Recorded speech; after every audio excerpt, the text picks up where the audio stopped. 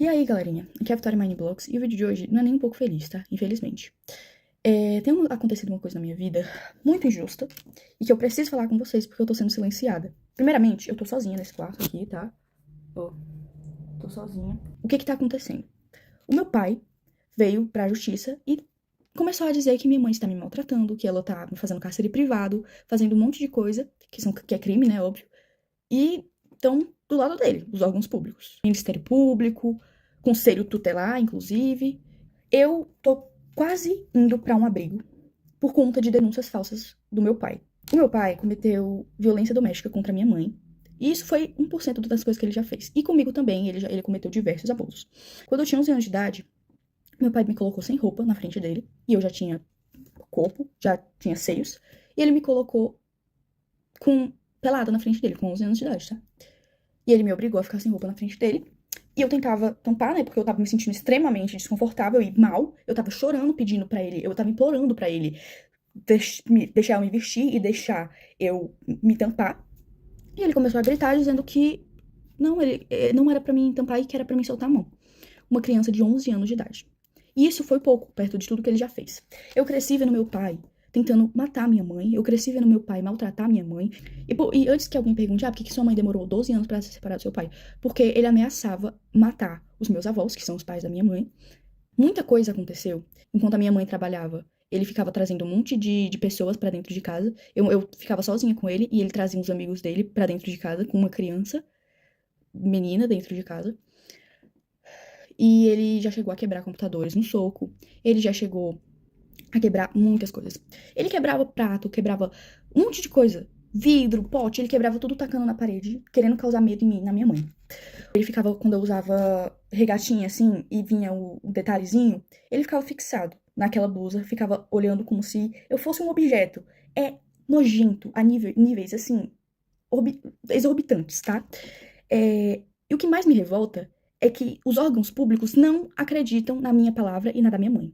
O meu pai já chegou a correr atrás da minha mãe com faca, ameaçando matar ela. Ele já chegou a chegar na minha frente, isso tudo na minha frente. Ele colocava eu e minha mãe no carro e começava a correr em velocidade muito rápida pra causar medo. E ele já chegou a quase bater várias vezes o carro, tá?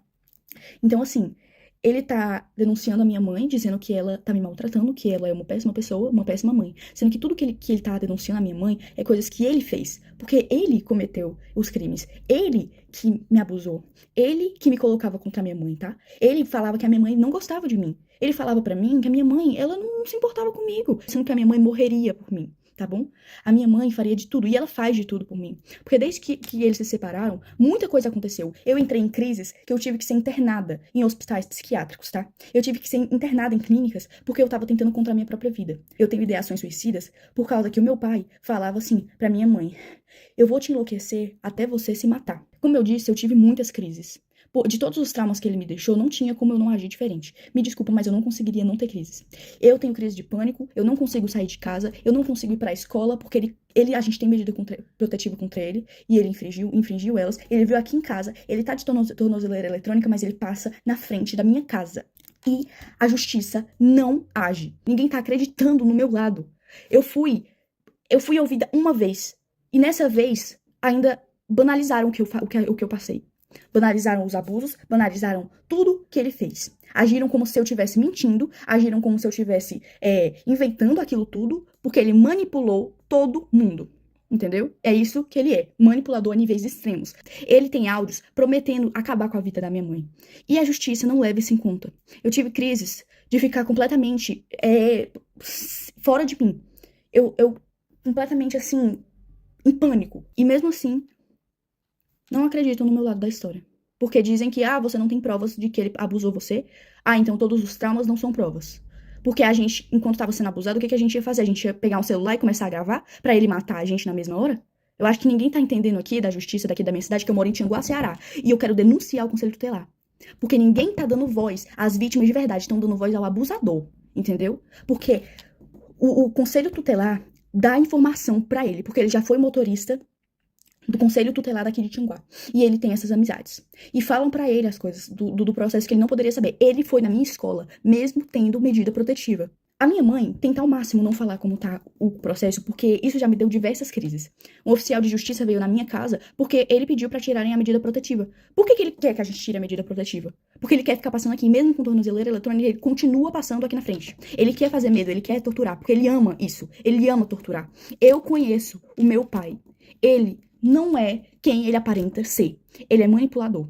Então, assim, antes que pensem ai, mas é porque ele tem algumas fotos de quando eu era pequena, ele tem alguns áudios de quando eu era pequena e quando a minha mãe ainda tava casada com ele, né?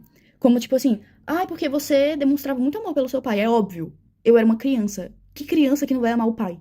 Eu não entendia que o que ele fazia era errado. Eu não tenho nem palavras pra descrever o tamanho da injustiça que eu estou vivendo na minha vida e com a da minha mãe. Já não basta todos os traumas que ele causou, a gente ainda tendo que passar por tudo isso. Ele querendo a minha guarda pra quê?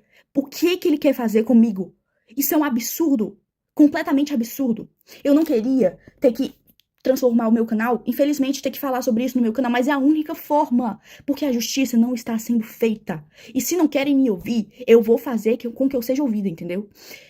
Então, assim, saiba, Conselho Tutelar e Ministério Público, que o que vocês estão fazendo é um absurdo. Vocês não estão acreditando na versão da vítima. Vocês estão preferindo escutar um abusador. Isso é um absurdo. Eu não tenho nem palavras pra descrever o tamanho do choque que eu tenho, tá?